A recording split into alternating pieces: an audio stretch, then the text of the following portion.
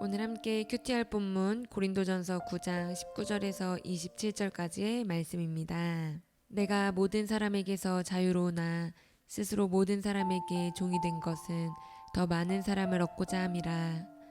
유대인들에게 내가 유대인과 같이 된 것은 유대인들을 얻고자 함이요, 율법 아래에 있는 자들에게는 내가 율법 아래에 있지 아니하나 율법 아래에 있는 자같이 된 것은 율법 아래에 있는 자들을 얻고자 함이요, 율법 없는 자에게는 내가 하나님께는 율법 없는 자가 아니요 도리어 그리스도의 율법 아래에 있는 자이나 율법 없는 자와 같이 된 것은 율법 없는 자들을 얻고자 함이라. 약한 자들에게 내가 약한 자와 같이 된 것은 약한 자들을 얻고자 함이요, 내가 여러 사람에게 여러 모습이 된 것은 아무쪼록 몇 사람이라도 구원하고자 함이니 내가 복음을 위하여 모든 것을 행함은 복음에 참여하고자 함이라.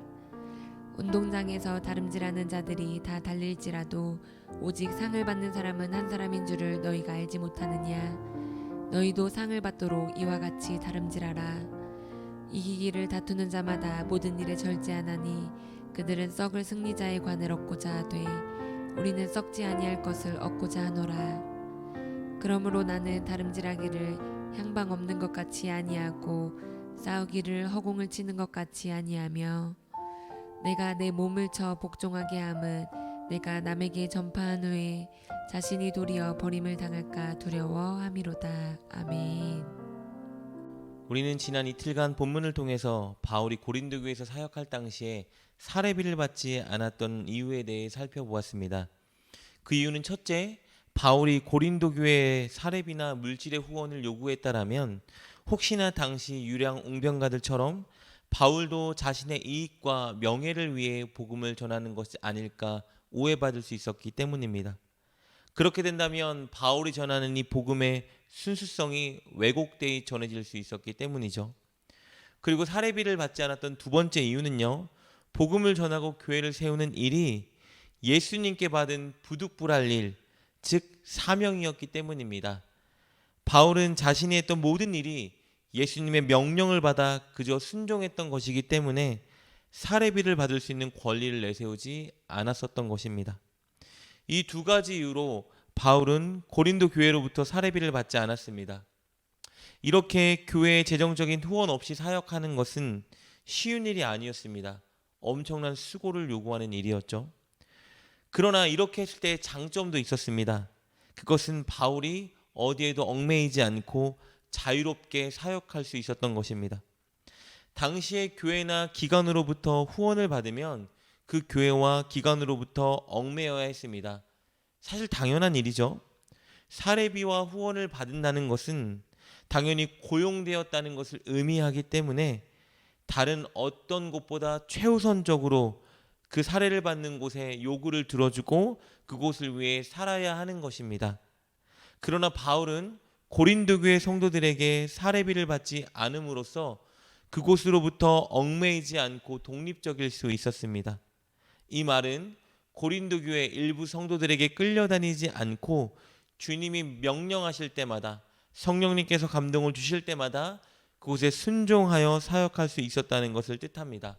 바울은 이렇게 고린도 교회에 얽매이지 않고 자신이 가졌던 자유를 더 많은 지역에, 더 많은 사람들에게 복음을 전하는 기회로 사용했습니다. 즉 자신이 가진 자유를 사람들을 섬기는 종이 되기 위해 사용하여 그들을 전도했습니다.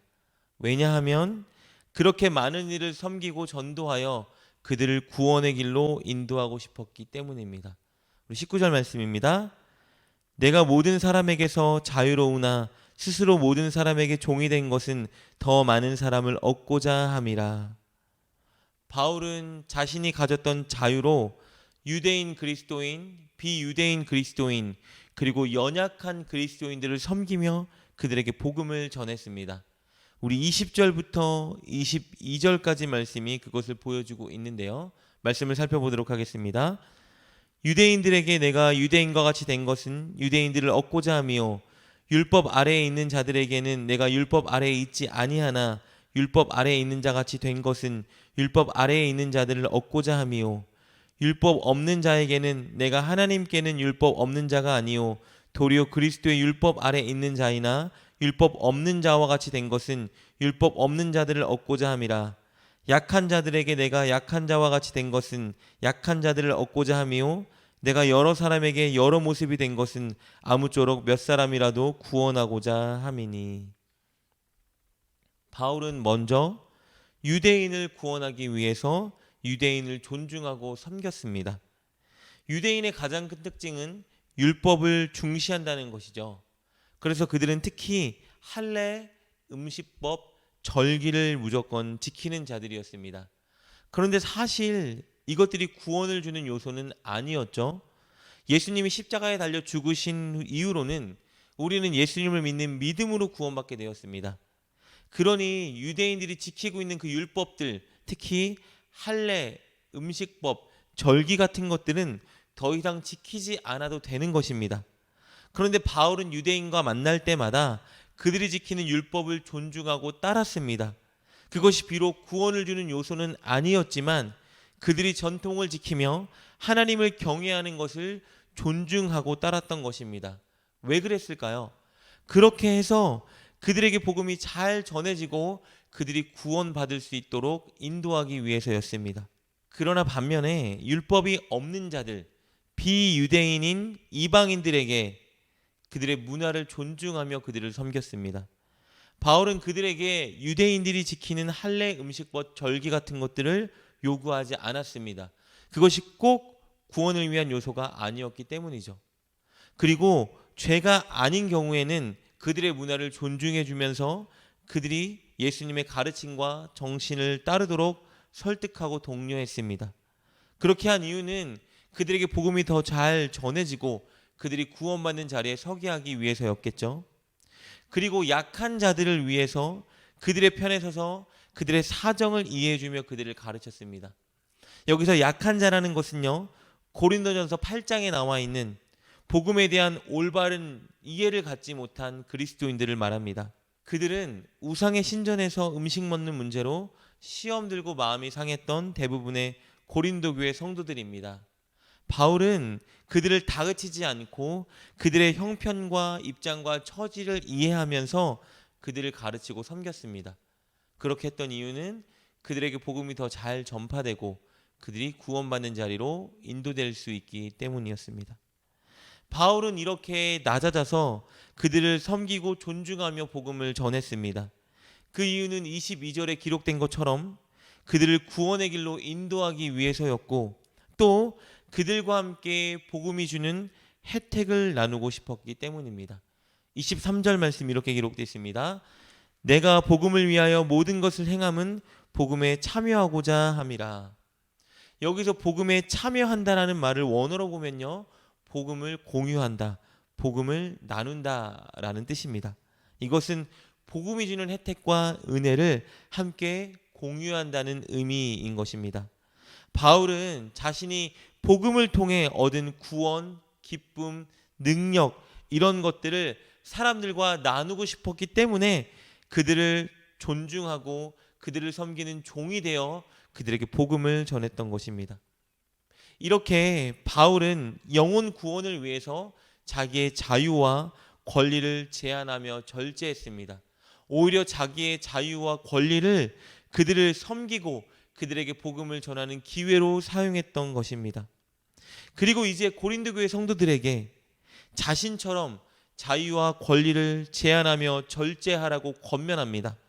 특히 우상의 신전에 참여하여 우상에 바쳐진 고기를 먹고 있는 그 사람들에게 이 권면을 하고 있는 것입니다. 이것을 더 잘 설명하기 위해서 바울은 24절부터 27절을 통해서 달리기 선수와 권투 선수의 모습을 예로 들고 성도들에게 그 운동 선수들처럼 승리를 위해 절제하고 최선을 다하라고 권면합니다. 우리 26절과 27절 말씀입니다. 그러므로 나는 다름질하기를 향방 없는 것 같이 아니하고 싸우기를 허공치는 것 같이 아니하며 내가 내 몸을 쳐 복종하게 함은 내가 남에게 전파한 후에 자신이 도리어 버림을 당할까 두려워함이로다. 달리기 선수는 향방 없는 것처럼 달리지 않습니다. 즉 목표 지점 없이 달리지 않죠. 달리기 선수는 결승 지점을 분명히 설정하고 최선을 다해 달립니다. 성도들도 마찬가지겠죠. 구원이라는 분명한 결승 지점을 선점하고 영혼 구원이라는 목표를 두고 최선을 다해 달려야 한다고 가르치고 있는 것입니다. 복싱 선수는 어떻습니까? 허공을 가르지르며 때리지 않습니다. 적의 앞면을 때려 적을 쓰러뜨려야 하는 것이죠. 그런데 바울은요, 복싱 선수가 적의 앞면을 때리듯이 우리는 우리의 몸을 때려야 한다라고 말하고 있습니다. 이 말은요, 내 정욕, 세속적인 가치관을 쳐서 굴복시켜야 한다는 의미입니다. 즉 자기 절제를 의미하고 있는 것입니다. 우리 성도가 자기 절제에 성공하지 못하면 우리는 세상의 유혹과 죄에 빠져 결국 구원받지 못하는 존재가 되기 때문입니다. 당시에 우리가 아는 것처럼 고린도 교회 성도들 중에 많은 사람들이 자기에게 자유와 올바른 지식이 있다고 주장하며 계속해서 이방 신전에 참여하여 우상에게 바쳤던 고기를 먹고 있었습니다. 그들로 인해서 믿음이 약한 자들은 시험이 들었고 교회 안에 분열이 일어나고 있었지만 그들은 자신들에게 자유와 권리가 있다라며 계속해서 이방 신전에서 음식을 먹고 있었던 것입니다. 그들에게 바울은 영혼 구원을 위해서 자유와 권리를 제한했던 자신의 모습을 예로 들며 자기 절제를 권면하고 있는 것입니다. 그렇게 자기 절제에 성공하지 못할 경우에 그들은 구원에서 이탈할 수 있다라고 바울은 그들에게 경고하고 있는 것입니다. 사랑하는 여러분, 우리는 오늘 바울의 모습을 본받아야 합니다. 오직 영혼 구원을 위해서 자기의 권리와 자유를 제한하고 오히려 그것들을 사용한 바울의 모습을 본받아야 합니다. 왜냐하면 바울의 그 모습이 바로 예수님이 공생애 내내 우리에게 보여주셨던 모습이기 때문입니다. 예수님은 자기의 뜻과 권리를 버려 자기를 부인하셨고 영혼 구원을 위해 십자가를 지셨습니다. 바울은 복음을 위해 자기의 자유와 권리를 제한하며 자기를 부인했고 또 영혼들을 섬기고 복음을 전하기 위해 자기 십자가를 졌습니다. 우리도 늘 예수님처럼 바울처럼 자기를 부인하고 십자가를 져야 합니다. 늘 나의 욕구, 나의 욕망, 나의 자유를 절제하고 주변에서 만나는 사람들의 처지와 형편을 이해하며 그들을 섬기는 데 나의 자유를 사용해야 합니다. 그렇게 그들에게 복음을 전파하여 그들을 구원의 길로 인도하는 자가 되어야 합니다.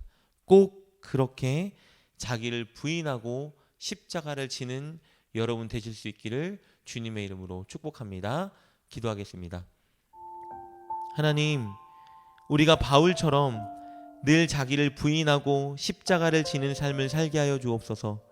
우리의 욕망, 편의, 자유를 복음 전파를 위해 제한하게 하시고 만나는 모든 사람을 잘 섬기고 그들에게 복음을 전하여 그들을 구원의 길로 인도하는 우리가 되게 하여 주옵소서. 그렇게 예수님을 따라 사는 우리가 되게 하여 주옵소서. 예수님의 이름으로 기도드립니다. 아멘. 오늘 말씀을 통해 깨닫고 결단한 것은 무엇입니까? 그것을 붙들고 하나님께 기도합시다. 그리고 그렇게 실천하며 하루를 살아가는 여러분 되시길 주님의 이름으로 축복합니다.